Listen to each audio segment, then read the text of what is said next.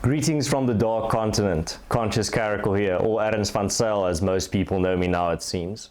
Here to actually not this time shine a light on the goings-on down south, but to talk about something more broad.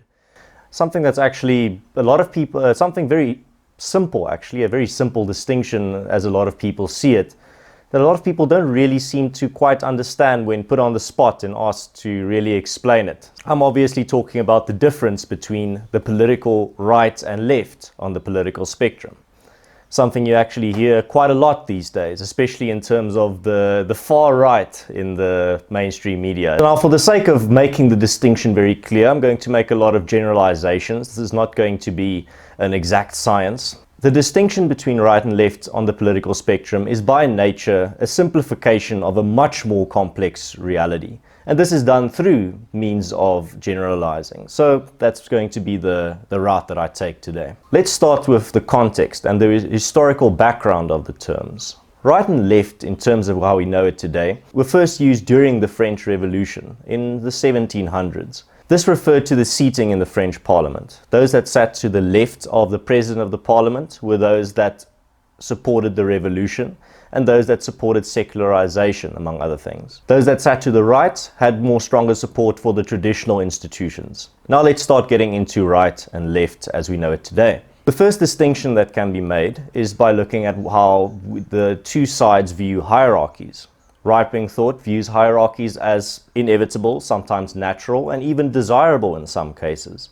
This conclusion is come to by looking at, for example, economies and the natural order as we see it in nature, where hierarchy is at the order of the day, and where hierarchies are an inescapable reality. Right-wing thought argues that hierarchies and inequality are the result of the vast array of physical and social differences between people in a society, and also as a result of competition. Right-wingers argue that hierarchies manifest naturally out of a state of freedom.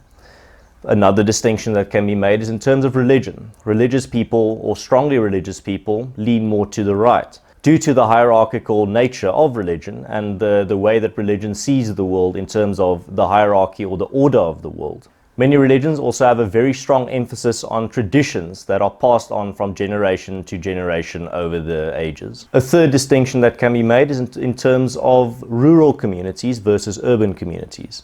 Rural communities also tend to lean more right due to the traditional foundations and traditional values that their communities are built on and that the cohesion of their communities depends on. Rural communities also still have a much stronger focus on traditional family values and traditional family structures, which resonates with right-wing thinking. Now let's get to left-wing thinking. Left-wing thinking focuses on values such as equality and egalitarianism. These values are often in opposition to the hierarchical view of right-wing thinking. Left-wing thinking typically involves a concern for those that left-wingers see as underprivileged or marginalized, and therefore their general goal is to reduce or even to eliminate these inequalities that they see as unjust. Left-wing thinkers tend to be less religious than right-wingers, seeing as in their worldview the church can be seen as oppressive or discriminatory. There's also a clash between the fundamental anti-hierarchy foundation of the left and the very strongly hierarchical foundation of religious thinking, which also creates a schism between the religious and the left in general. In terms of the urban and rural divide, those that live in urban areas also tend to lean more left in their thinking due to the more cosmopolitan communities that we find in urban centers, but also due to the fabric of urban communities being much different from that of rural communities in terms of what values are prioritized and what values form the core foundations of their cohesion. And that's why I think a lot of people shy away from labeling themselves either right or left, and why a lot of people actually don't know which side is right or wrong, if you want to put it in that type of dichotomy. Because both sides are looking for something virtuous. Both sides are fighting for something that they believe is the true goal that needs to be prioritized. Let me explain this through an example. So if there was a hypothetical society that's being plagued by a poverty problem, the left-wingers in the society would in general argue that you can solve this problem by centralizing the state even further, increasing taxes on a rich minority, and then using these funds to uplift the poor. or those that they see as underprivileged. The right-wing thinker would argue that you solve this poverty problem by creating as much equal opportunity as possible, but that hierarchies will inevitably form, but that these hierarchies were then the natural result of this free state that you created. Left-wing thinkers acknowledge that the world is unfair and that life is unfair, but then at the same time they argue that this can be solved. According to left-wing thought, humanity possesses an incredible power of problem solving and teamwork and working together. And therefore they argue that these problems of inequality and hierarchies and unfairness that we encounter in the world every day and struggle can be solved through human cooperation, and they view the state in general as the main vehicle to fight this with. Left-wing thinkers view the world as unfair and see the struggle within it, but then they look towards humanity's potential to adapt and pretty much form his environment to his needs, and to adapt according to the struggles and the problems that he encounters.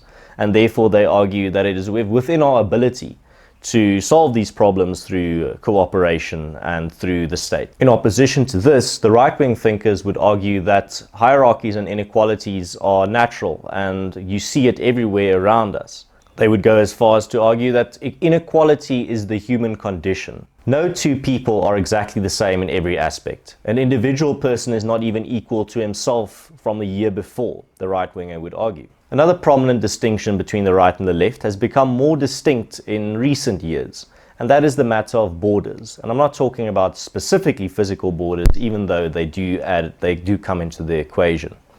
It's no coincidence that the right wing in America, being represented by Trump to a large extent, wants to build a wall on the border and strengthen their borders, while the left in America are pushing towards more open borders and allowing more immigrants into the country. It's also no coincidence that when you look to the UK, the big debate is around Brexit. That is a matter of borders, in terms of the UK wanting to be sovereign from a bigger union and wanting more control over its physical borders as well. But then you also have to think a little more abstractly. Left-wing thought seeks to destroy borders or to break down barriers and borders that they see as antiquated or as obstacles to progress, while the right sees borders and barriers, even in a spiritual or in an abstract sense, not even just physical, as things that are there to protect us and to give us stability and to pretty much protect communities against chaos and against invasion, if you really want to go very literally on it. But when we're talking about borders, it's not just the physical, it's also the abstract and the linguistic. If you look at, for example, in recent years, the left has been actively breaking down borders between what is considered male and female, man and woman. While if you look at the other side, the right is trying to preserve some of these borders. And I think this is pretty much demonstrated through the sentiment of traditions being solutions to problems that we forgot we had. But now let's look at some examples of left-wing parties and leaders and right-wing parties and leaders to make the distinction a little bit more clear. Examples on the left of the spectrum range from the ANC in South Africa, the US Democrats, the Labour Party in the UK, historical leaders like Stalin, Mao, and Lenin, and also the Economic Freedom Fighters, or the EFF party in South Africa.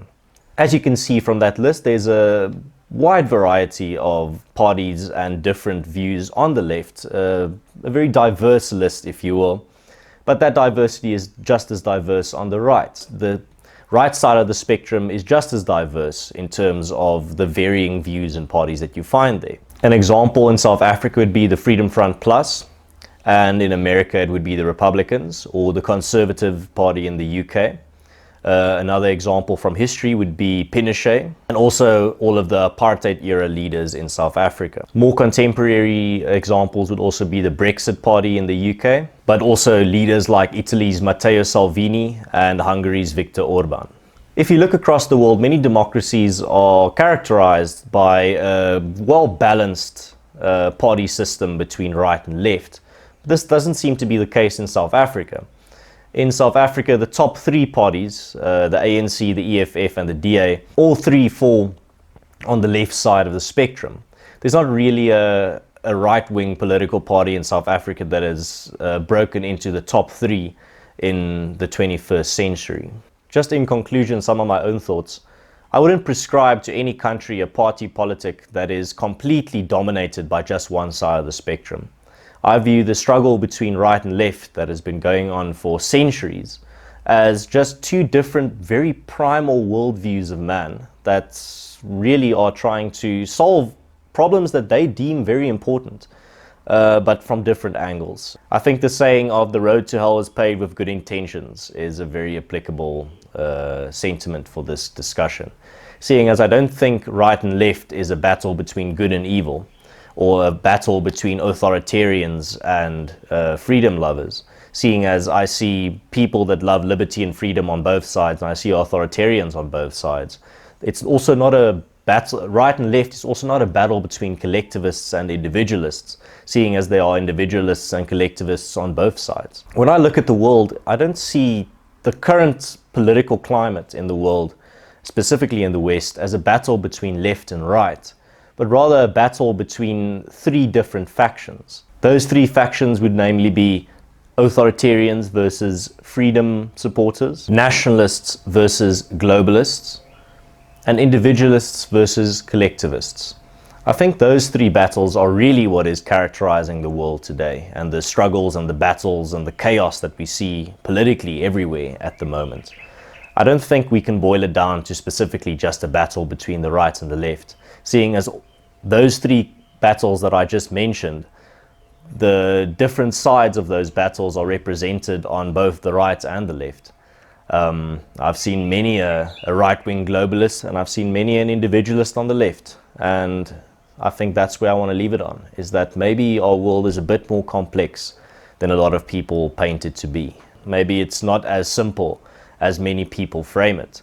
Maybe it isn't just a fight between the blue team and the red team, but rather something a lot more intricate and a lot broader than a lot of people realize.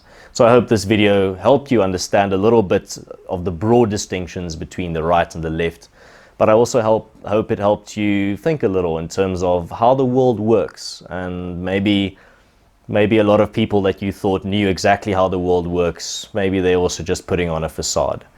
Maybe there's a lot more nuance to be figured out. I think a thought that's always stuck with me is the idea that hold the person that strives to find the truth in high regard, but be very wary and suspicious of the ones who claim to have found it. This has been Erns van Zyl.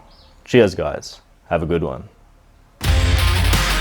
And a lot of people fighting back against this nonsense, conscious character, whoever he or she is one of them.